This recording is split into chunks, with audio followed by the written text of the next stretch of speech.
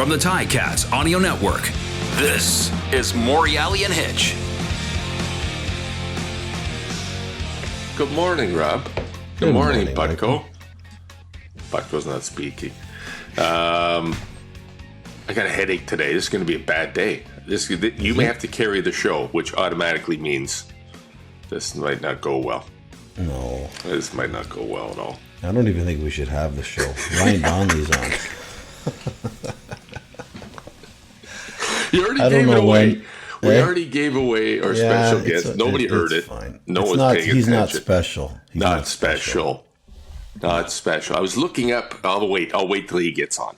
But let's start today's show. You're on. It's the Morreale and Hitch show, Ticats Audio Network. We're excited to be here. Ticats played last week. They got a victory. It was ugly, but it was a victory.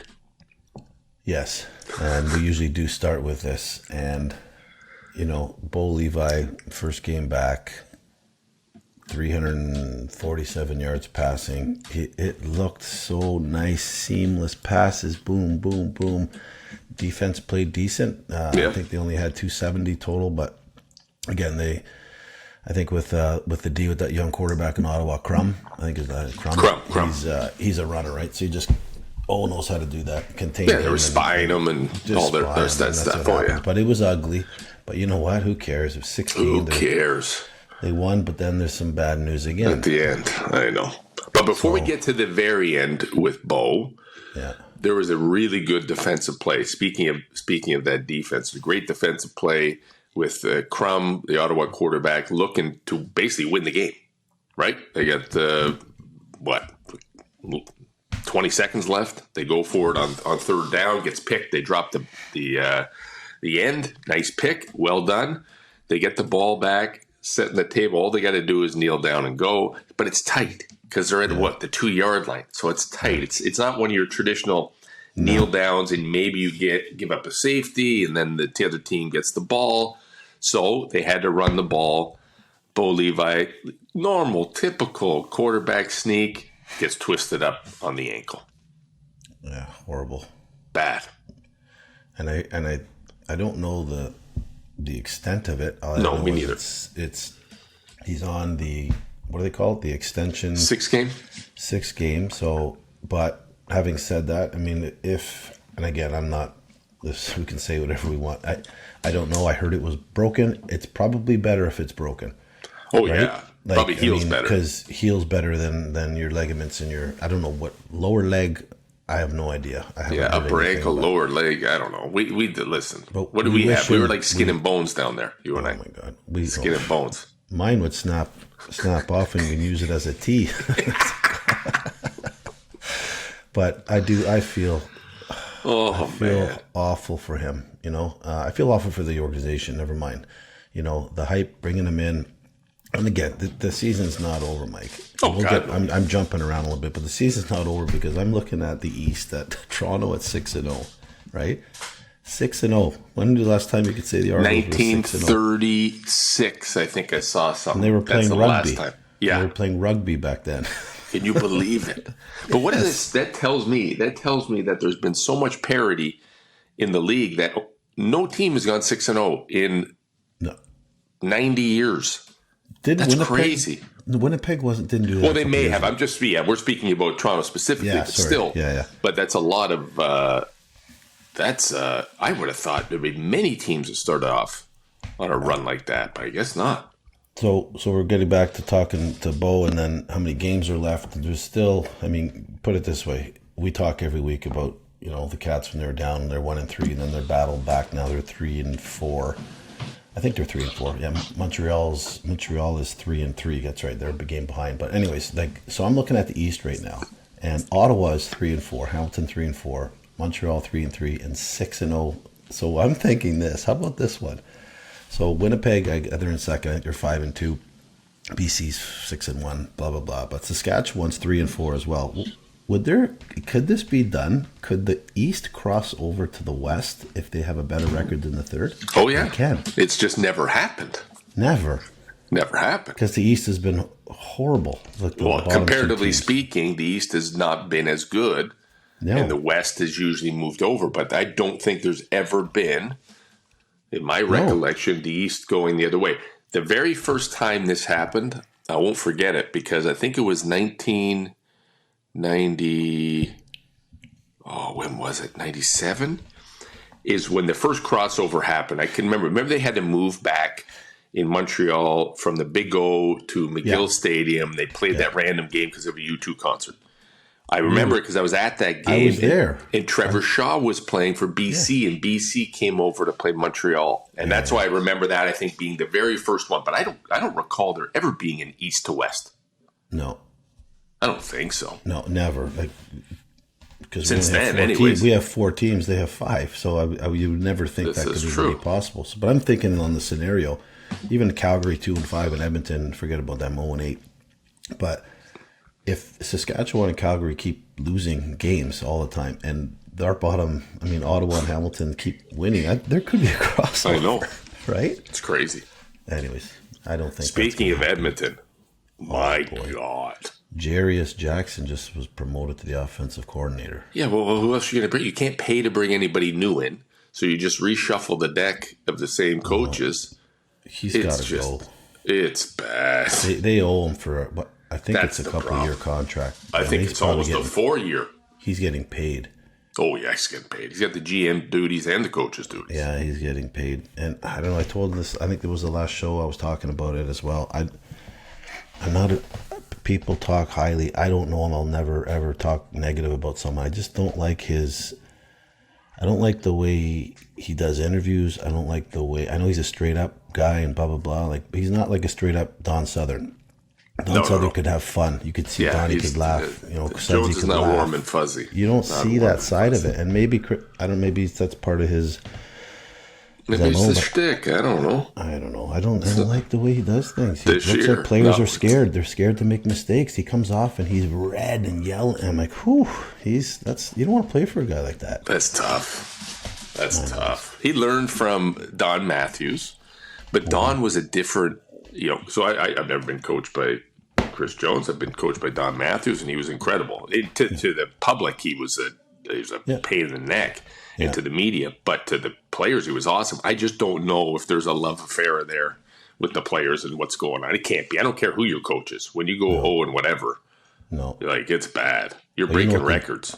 You know what the difference is, Mike, between those 2 coaches is one has a winning record and always did have a winning record. The other one does not have a winning record in the CFL, right? Don Matthews, wherever he went, won. Just one. Players just won. Never. I loved it when I played against. Never had a headset on. Nope. Never. He had his Zubaz pants on. Remember? He had the Zubaz. He did. What's Bucko doing here and still on the screen? I don't know, but I think he hides himself. Right, he's on our screen, but I don't think he's on the screen when he puts it on. Well, you know what? Some of our guys, I told you, I got a guy Clarky who listens to our show like every week and loves it, and he wants more Butko. Everybody wants more Butko. He does, and he wants to see you too. He likes your man bun. He said he likes all that stuff. Yeah, everybody wants more Butko. I gotta get my last name in the title of the show before we get somehow more you Butko. do. Yeah. Beavis and Butko. Yes, you're both people. What's behind you now? What is that? Is that like Nate? What is that round thing? It looks like a smoke alarm smoke detector that you that's took off his wall. the ceiling. No, it's an air freshener. That's an air freshener. A bigger one than that. What is that going to do? Seriously. For those of you who can't see it, it's about 2 inches by maybe 5 inches. That's a smoke detector that you put beside your bed and use as an ashtray. That's what that is. That would be really effective. Smoke detector as an ashtray. Hey, let's try it out. Yeah, that's horrible. I've been going through old episodes of Morreale and Hitch. How's that been going? Been making clips for YouTube and social media. So have we gotten better or worse? You guys are better broadcasters now. You guys are better at like speaking into the mic and not making stupid noises. I would like a raise then. For following rules. Yeah. You guys had a lot more to talk about back then. You guys were like going off on story after story. Yeah, after no. story. We tone the stories down because now we have guests, and then we want to hear about them, and then we bring them on. And 5 minutes in, I wish we were telling stories again, just like the guests we have today. Yeah, Barco, I do agree. I think the first 15 shows, we were talking for 45 minutes, just stories. Just the two of us, boom, boom, boom. And no guests. We had no guests back then. No guests. But now we have can't guests. say the same story. Actually, we could say the same story, what we did a year ago to some of our Who's players. going to remember? You have told the same story. Guaranteed. We're going to tell it again. 100%. And it's going to sound different than the first 3 times we told it. Because they were all lies. Yeah, because we don't remember exactly what happened. Exactly. So we just kind of think this happened. Well, we know you have a yellow lampshade that's like smoked dark dots. What is happening to that? Like, I'm just... Well, what do you expect when it's right beside my smoke detector ashtray? Seriously. It's not working. So we heard from our boss, our producer, Butko's boss. Butko's boss. Nobody owns us. Nobody. No, Botko's boss, not our boss. Yeah. That last week's show with Matt Dunnigan on was like probably one of the better ones we've ever done. That's what he said. And I thought it was because we didn't have a lot of the stuff. We had 1 or 2 good stories, but it was more of with his dad or my dad, and it was just a lot of good content. I think that's what the word was. But I thought it was we could talk to Matty for another 2 hours. I was I felt the same way. It wasn't the same silly whatever, but like when Matt started talking about, like initially about his dad, it was like he opened up from beginning. Yeah. And then it was a really good conversation. And I had, Ronnie's daughter, Lana. She writes me regularly, says to say hi to you. It just was the same thing. Like at a ball, they listened. Her and Larry listened to all the episodes, and that was her favorite one. I think because it was real. Yeah, you know what I mean. It was real, and he is a good face on TSN. He's a star. We couldn't go into some of the stuff, but he did live with he was at my brother John's for probably 4 months of that season. My brother John would just say, you know what, Matty, when you come to my house. To get away from, because he was staying at the Sheraton Hotel. Yeah. Johnny just said, listen, you can my door is open to you anytime you want. He was there all the time. He went every time, and John just said, I got one rule: just don't come empty-handed if you're gonna have beer, and bring your food, and that's it. Johnny, telling Matt Dunnigan, you can come to my house, just bring food and booze, and you know what? It was real. He did. I know.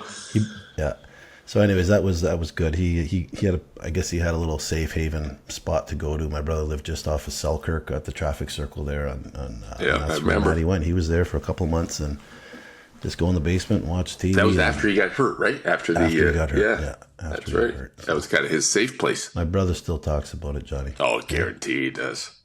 Guarantee. He does. To all his boys, imagine the stories amongst his boys. He's telling, he loves it. Yeah, loves it. He loves it. Bucko, what do you want? You're chiming in. We've got today's guest. He's ready. Boy. He's ready to go. Well, I can't even. I don't even know what this is. What do we do? Just say his name. We're not introducing him. Just I don't even know. I went on Wikipedia and it said look somewhere else under his name. So, without further ado and very little fanfare, one of our favorite teammates, Mr. Ryan Donnelly, come join us. Ryan, where are you, buddy? Butko. Look at this guy. Look at what a beautiful coif of hair, parted nicely. Yes. You're looking. What is that? What is that hanging in the background? Is that some of the sex toy, Donnelly? Yeah, that is the sex toy.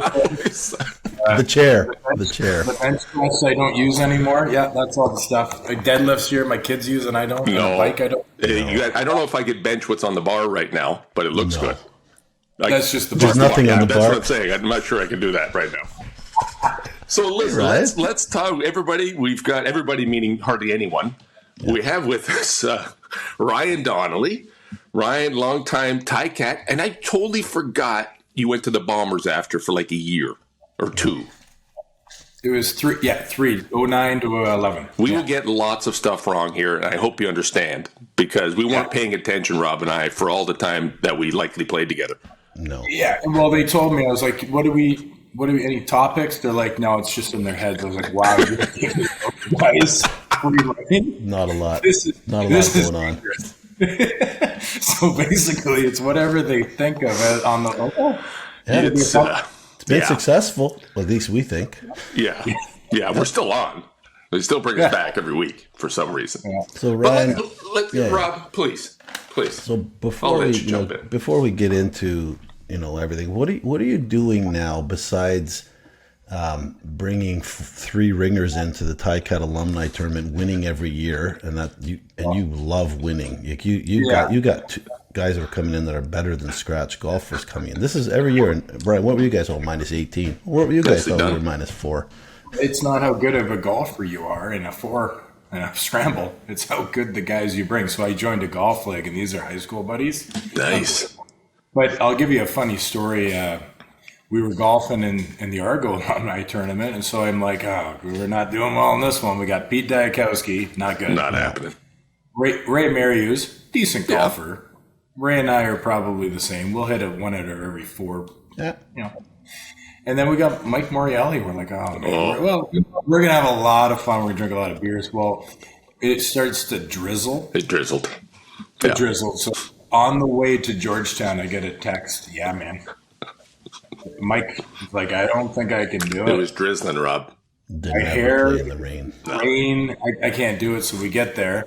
I make the call to the scratch guy. I'm like, right, we need you. He's like, I'm there. Shows up right at the, comes in hot, and we just blow it out of the water. Pete, we used 0 of your shots. Perfect. 0.0 Pete shots, but he had a great time. And Ray and I a couple, but man, he was on point. So I helped you, is what you're saying. Yes. I helped you win. Well, we talked to Prefontaine, and he's like, you guys realize if you had Morreale, you would suck. I would suck, and Pre would have taken money from me, guaranteed. Oh, it's happened for years.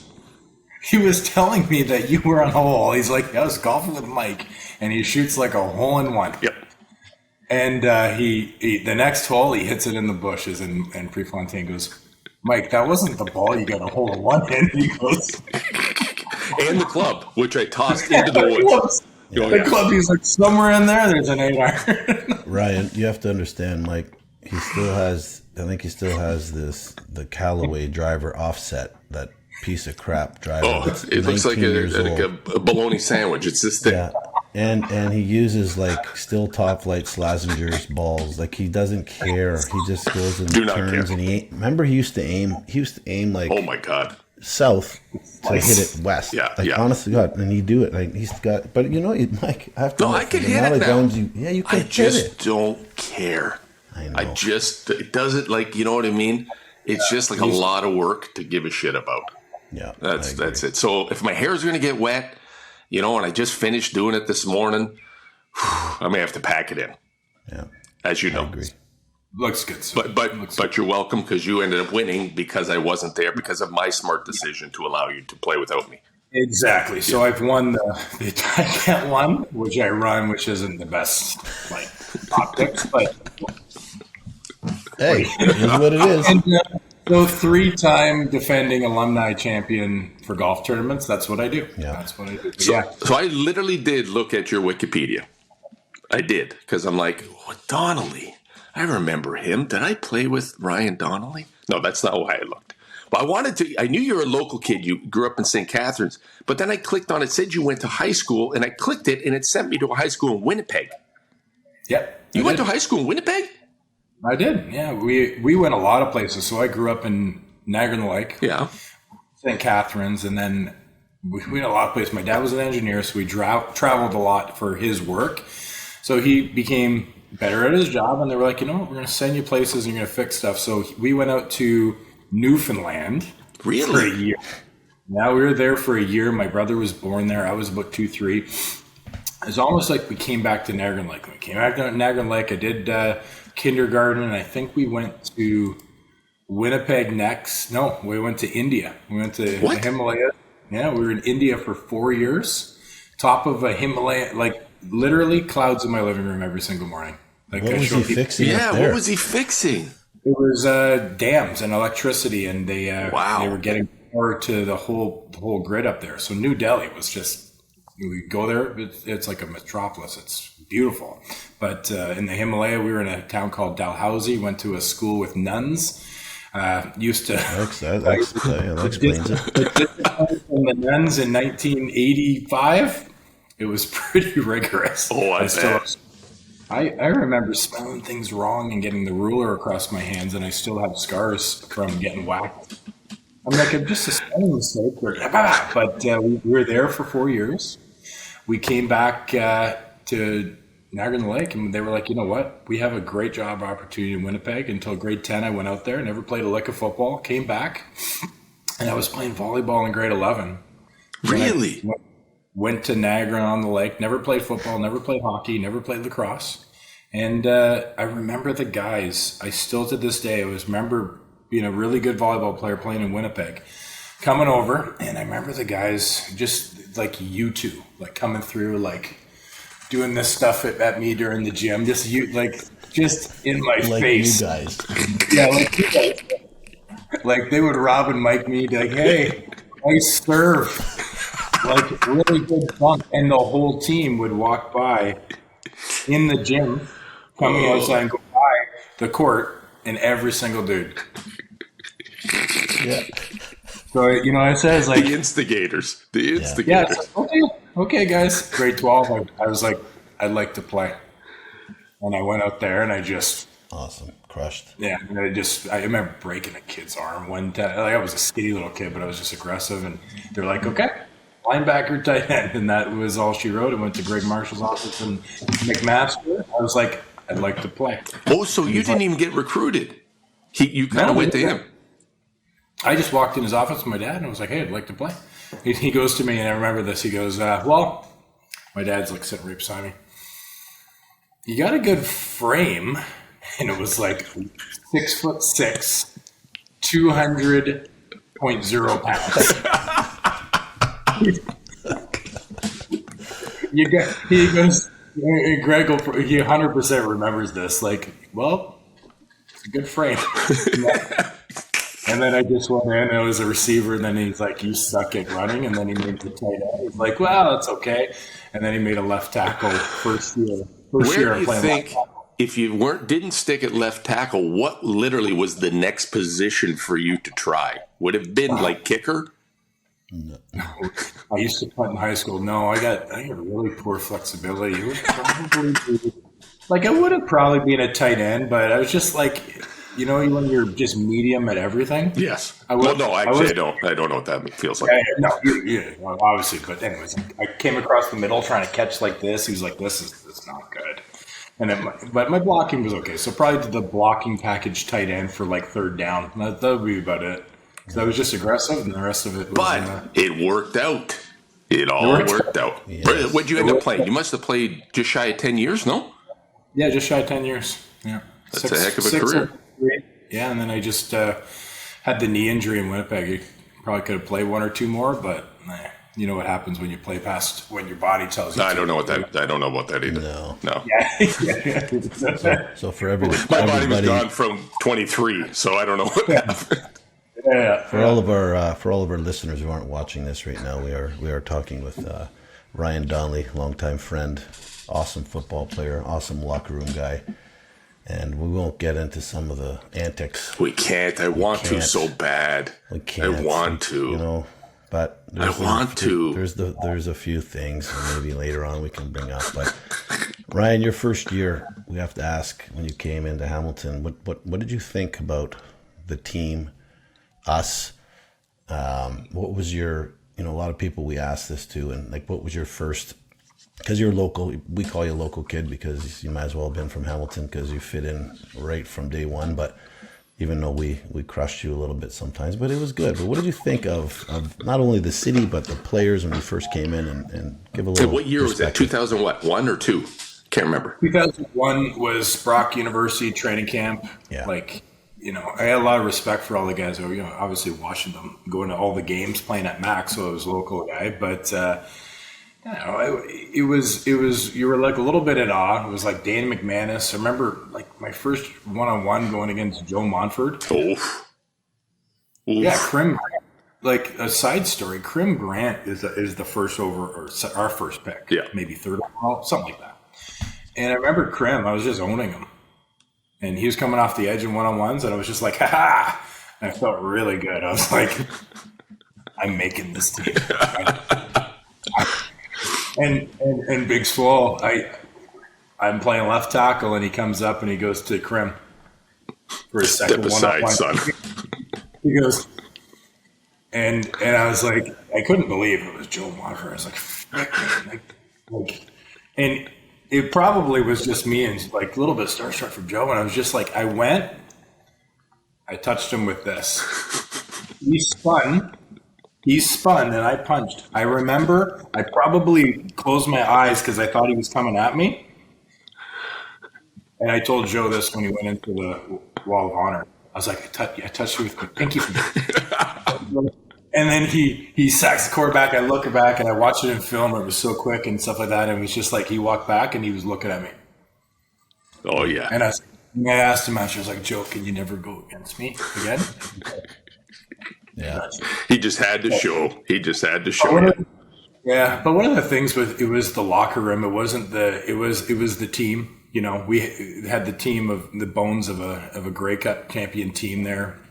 Had like the Fluties, had the McManuses, we had Greg at receiver, it had all the bones of a champion, but it was the locker room in there. It was, and Mike, you said this one time, and it was like my first year, it was 2002. You don't know this, but we went down to the MAC football camp together. And when we walked in the MAC football camp, we did our things. And then after, they were like, okay, Mike Morreale's going to talk. And I was like, okay, here we go. And it didn't click into me how true what you said was, but it stuck with me. And I tell it to all the kids when I teach camps. I was like, you said, you're going to win, you're going to lose, you're going to have fun, you're going to go apart. But it's the locker room that you're going to remember. And it just talked about the guys and talked about the Hitchcocks and talked about going out and talked about this kind of things. Didn't tell the stories because thank God you earn those to know those, but you don't realize when you're playing how important the cohesiveness, the beers in the parking lot, the Buffalo Club, the Cardinal, all the things that people don't know. Yeah, that was the best part. Teams don't have as much fun anymore. I know, like they really don't. But it is more of a business now, and it needs to be. It's getting to be that point. But we had a lot of fun, but we also did what we needed to do on the field, and I just learned how that cohesiveness. I came in, I was really shy. You guys know, I wasn't really talking to many people. I kept to myself. But then, when Marwan comes in, everything changes. But that was the biggest thing, is like just the practical jokes, the comedy, the cohesiveness, the going on flights, like all that kind of stuff. That was the biggest takeaway I got, is you build a team in the locker room with really great guys, and you expect them to monitor what happens on the field. And little general, he kept us in line on the field, but he really trusted us, and it was a pretty solid atmosphere. Yeah. I think you guys would agree. I can't remember.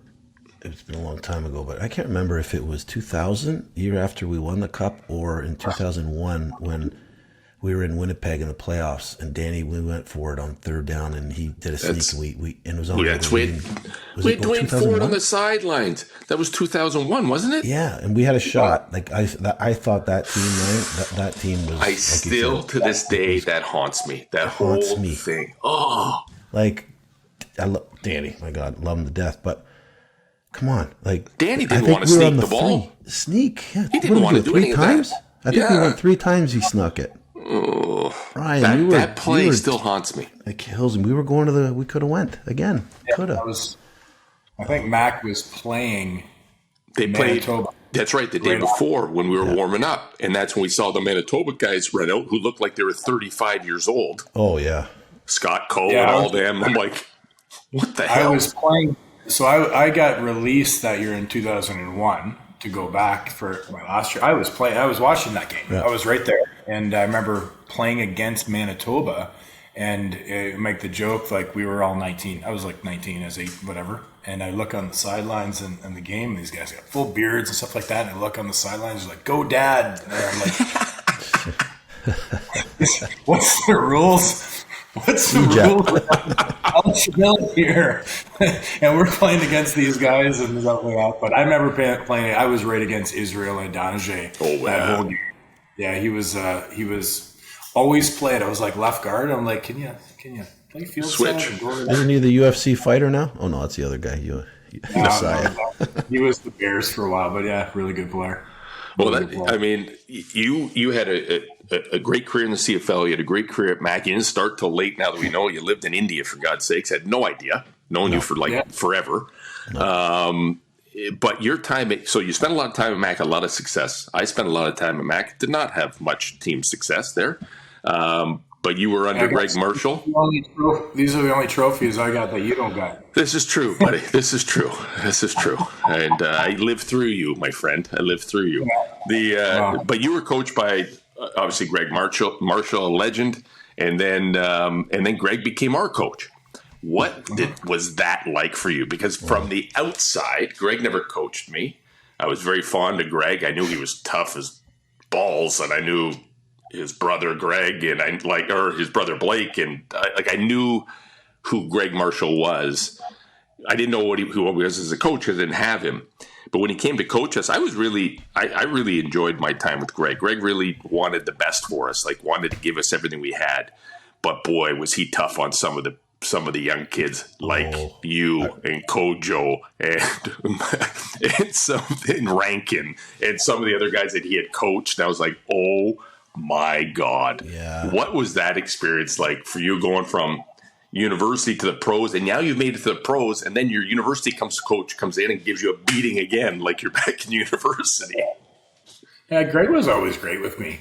He was he's the first guy I would call if I need something in football. He is honestly, when you get to know him as a human being. Oh, it's a great guy. He's just a great human being. He cares so much about his players and stuff like that. And at that point, I was out of his doghouse because through Mac and stuff like that. But yeah, you got out of Greg's doghouse. I remember a couple stories at Mac. Some guys they used to have. I don't know what I can say on here, but used to anything you want. His line used to be in film session. He'd turn around and he'd put the laser pointer on you, and he would say, God damn, I'll leave the person he really picked on the most out, but he's like, God damn it, we'll call him Doug. God damn it, Doug. You goddamn donkey. Looks like you got your dick knocked off and you're chasing around the field trying to put it back in. He would give it to you, but he'd also give it back to you with a lot of love.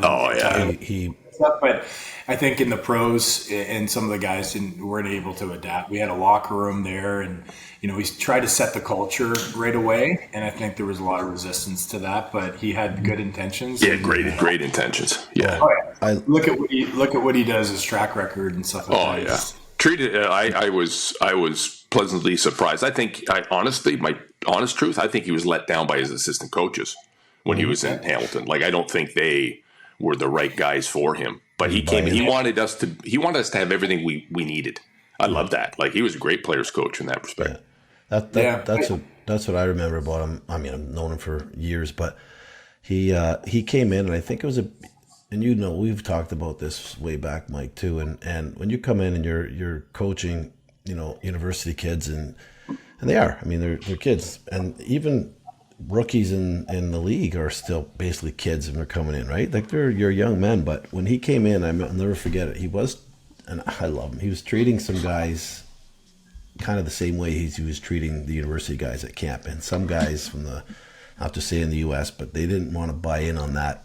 Oh, Cheatwood was one of them. Cheatwood did not want to buy into that. He did not like that. He was mad. I'm getting paid for this and getting yelled at for what? I'm like, well, anyway, so that was one of the things. And then I'll never forget, Greg pulled a bunch of us aside and said, what do you guys need?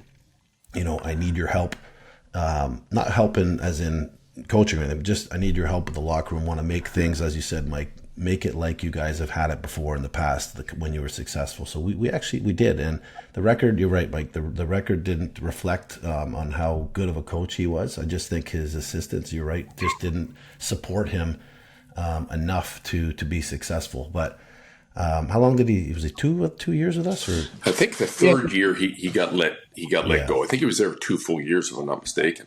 Yeah. 2004 was his first year. It was a solid year. We had a good year. We had a good year. Yeah. We had a good year that year. Yeah, and Danny, I remember going off against BC Lions. I remember playing out there, and he went off. I think DJ Flick had a huge game that game.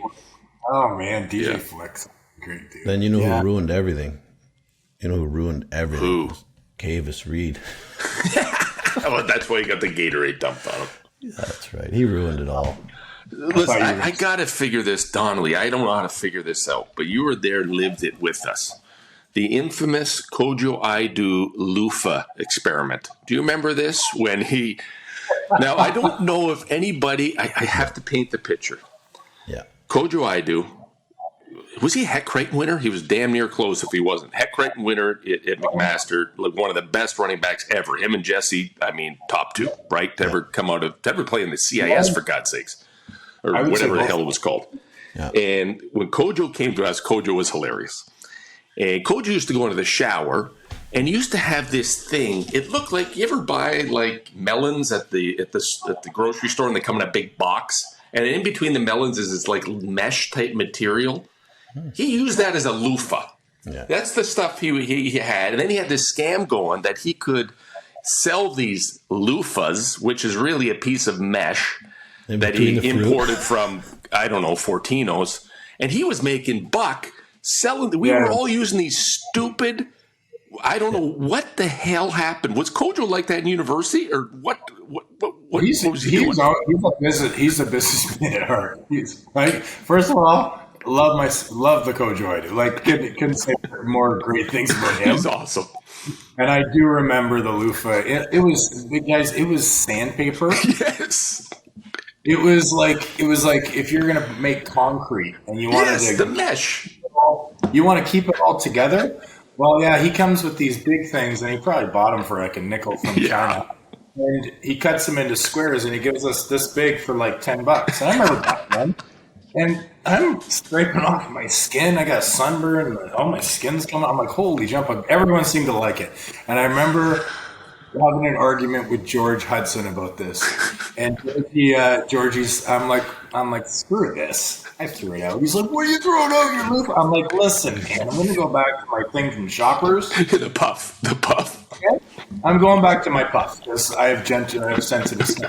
So I come back in one day, and I thought that Georgie did this. He took he was a big loofah supporter. He took my floofy thing, and he undid it, and he made it into like a big square, and he left it hanging. He's like, that'll work, brother. And I'm like,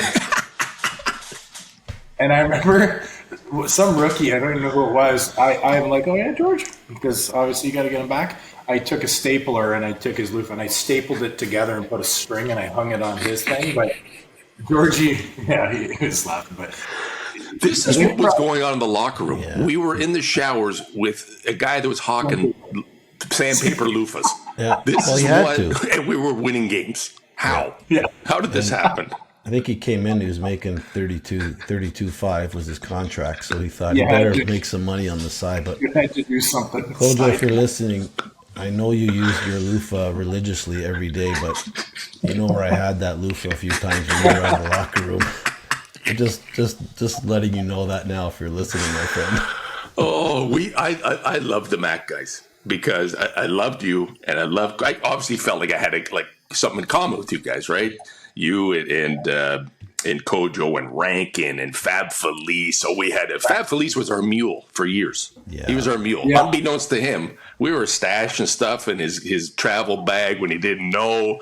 We figured, it's Fab. Anything goes wrong, we probably can. The backup will step in. We'll be all right. Long as the rest of the boys are clean. Oh my God, the good times we had. And Rankin was one of my favorite people. Because nobody, like that dude, worked his tail off. Tail off. Never, jump, dive everywhere, flip here, do this, do that. He just loved every minute of it. And those were fun times, man. That was for me at that point, coming back in, would have been 04 through to 07. That was my second go around. And when I left Hamilton the first time, I was like, it was not good. So coming back was a little bit nervous. I had a blast. That rejuvenated my whole career and everything. It was awesome. I'll show you a funny story. Like, number one, I still hang with Rankin. Awesome dude. Like, oh, yeah. He's like, if you could take a snapshot of Rankin in high school and university and today, the same. Exactly. It's the same person and the same great dude. And he got your back. You could tell Rankin, hey, go run into the wedge. Okay. Yeah, hey, 100%. Rankin, go try kicking. You got it. Always great. All teammate. in a baby Gap shirt. Everything in a baby Gap shirt. I'll tell you a funny story of Fabio. And Fabio and I played on, and Mac, he was left tackle. Yes. I was. Have you seen Fabio lately? Is the question number one. Yeah, he looks like an underwear model now. Yes. Yeah. He's by Calgary. Yeah, he got inducted to the McMaster Hall of Fame in 2015. So I went down there, and he's wearing this like press shirt. It's all like, silk, and everyone's just like, geez, got a shaved head. Looks like $1 million. Like $1 million bucks. Yeah, he looks great. But the first he was drafted in maybe, was it 3 or 4 or whatever he got drafted. Marshall, I think, drafted him. So he came in, and you remember Troy Davis. Oh, good. Yeah. Well, Troy always wanted to sit beside me and film because we used to just not really pay attention. I used to make Troy laugh all the time. He just laughed like this. Oh, I know. With his gold teeth. So he comes in, and Troy goes, where you want to sit? And I'm like, let's sit beside Fabio. And he looks at him, he goes, I ain't sitting beside no coach. I swear to you. I'm like, no, man. He's 19. We just drafted him. Like, Troy Davis. Oh. Yeah, Fab didn't. He aged reverse. He had reverse aging. Yes. Like 30, and he's 40, but he was. Oh. Fab was the type of guy that I call him, he's all committed. Because when he was playing, he just said, because he couldn't gain muscle that I could see. So he's like, well, I got to be 300 pounds. So I'm just going to eat whatever the hell I want and look like a bag of shit. And then he put the all whites on. And then the minute he put the all whites on, it was like me and Rob be like, make fun of him forever. He looked like a bowling pin turned upside down. Bag of milk.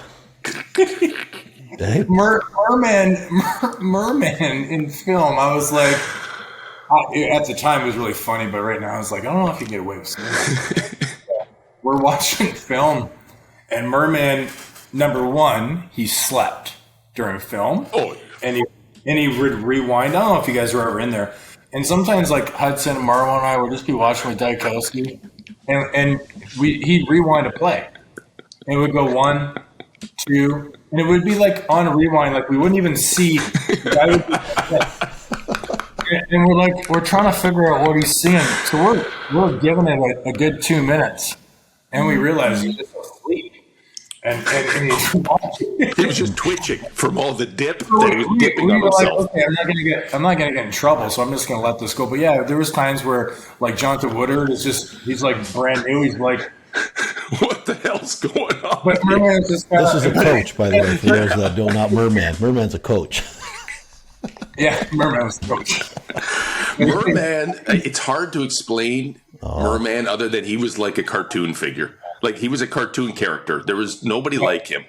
Oh man, I actually truly have a soft spot. Like I love that guy. What is Merman doing now? I would love to see him now. I think he's coaching. I heard it in the States, maybe like Army Navy kind of thing, down there. He's got to be coaching.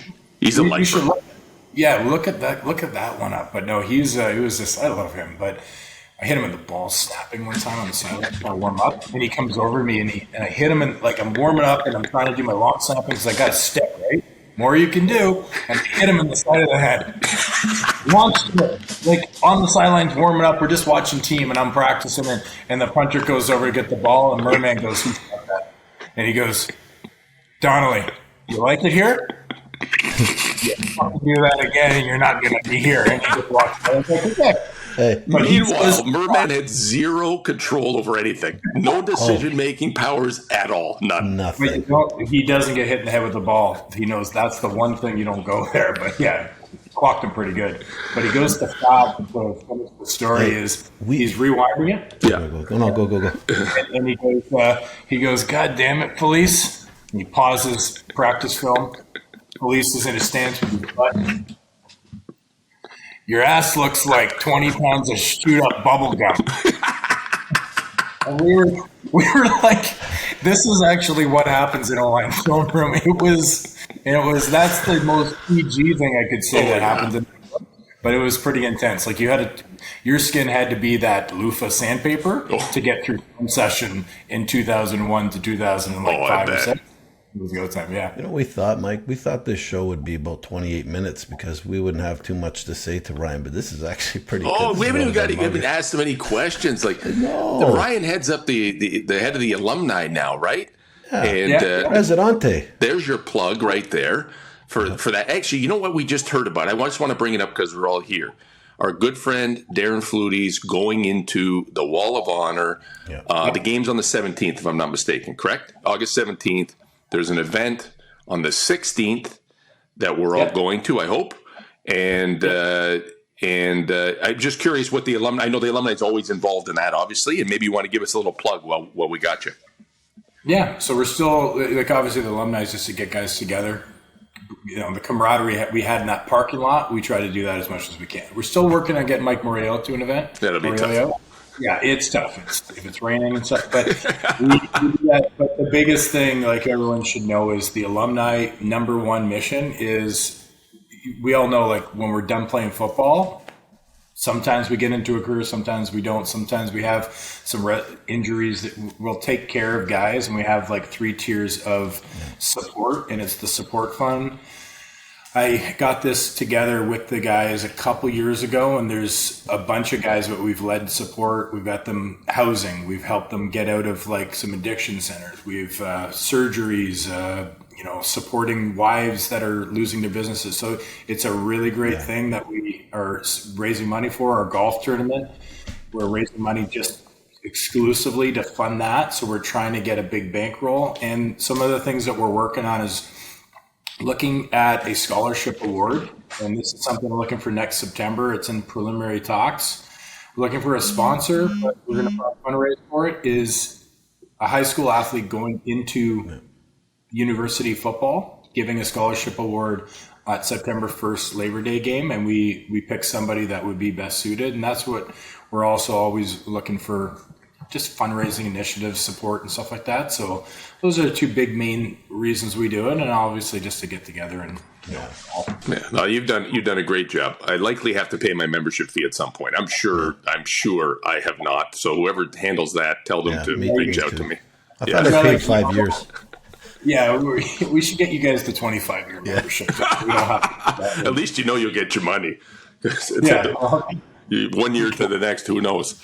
But no, you've done a great job. You done a really good job. Everything that the alumni stands for, and it's nice to see a guy of our vintage in there too. And I know. Listen, I'm busier than I'd like at times, but after my season's over, then I'll be able to be at the stadium more and be able to kind of contribute the best I can. Hitch, of course. Well, who knows? But I know he wants to. I go to these things too, not just you. Hitch was at the golf tournament. Yes, Hitch likes the golf. With your son, and he won the putting. And he got I think he got a signed Tarasenko jersey. That's a decent. No, he didn't get the jersey. He got a gift bag with.